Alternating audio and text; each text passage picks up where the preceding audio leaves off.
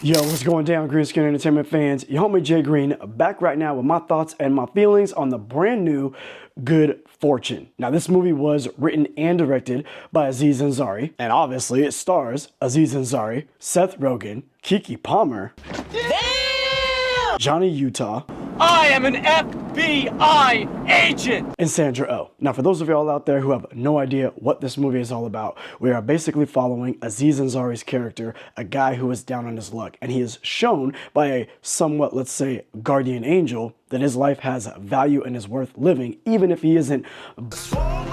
However, this particular angel is working above his pay grade, and in showing our main character what a life of riches would actually be like, he has unknowingly set off a chain of events that now has our main character in a life-questioning paradox, the likes of which he and his angel homies have never seen before, questioning heaven and earth, morals and values, and the true meaning behind a great street taco. And if left unchecked, could potentially unravel the very fabric of the space-time continuum, thus destroying the universe. Yikes.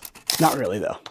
I would probably liken this movie to Trading Places meets The Change Up, with a hilarious commentary on big business and the ability for us common folk to live the American dream. This movie was, dare I say, cute and fun. The type of film that you'd probably get a little bit more back in the 90s and the early 2000s. Down to earth, known stars playing against type, and a small budget with tons of heart. After watching this movie, thinking about what that pitch would have been like in the executive offices, I can imagine them wanting to push it to streaming, and then when you finally catch it on streaming, it has like straight to DVD type vibes. But instead of that, I'm happy that the studio took a chance and gave Aziz Ansari the opportunity to bring his creation to life with some dope co-stars and great theater-worthy production. Now, while this movie might seem a little simple on the surface, this movie actually has a lot going on. We got visions of a potential future, world building in regards to this angel community, which would actually be pretty dope to see on its own. Funny moments that are not so outlandish we can't relate to them. Dilemmas that would challenge you and I if we were in that position. A handful of realistic and heartwarming moments that make you smile and appreciate the small things, all while having a message and obviously some supernatural elements.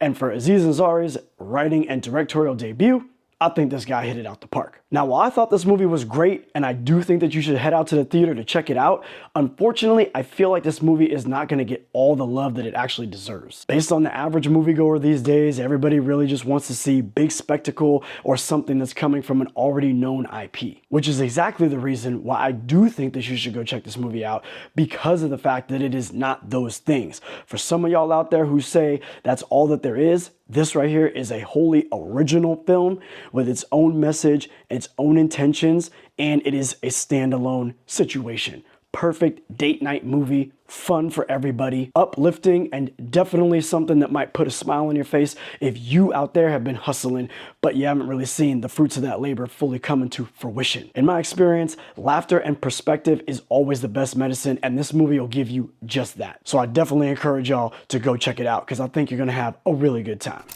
Whoa, I forgot to say right quick. So I will say that a lot of the jokes that you see in the film, you already done seen in the trailer. So some of those bigger laughing moments, we've already got spoiled in the trailer, but that's how most comedies do it, right? But I will say that with this movie, I think there's a great blend and a great balance of the heartfelt and the comedic moments, so that even though you might see that joke coming, the way it plays out in full context, or some of the moments leading up to it, or what happens after it, really fill out the film, so nothing ever feels like too slow. There's always something that you're getting, whether it be motivations, character development, heartwarming moments that make the laughs hit harder, or after you get a great laugh and then there's a moment of reality between the characters, it fits very, very well. So I will say some comedies do fall flat because most of the big jokes and the funny punchlines are in the trailer. Even though this movie kind of has those in the trailer,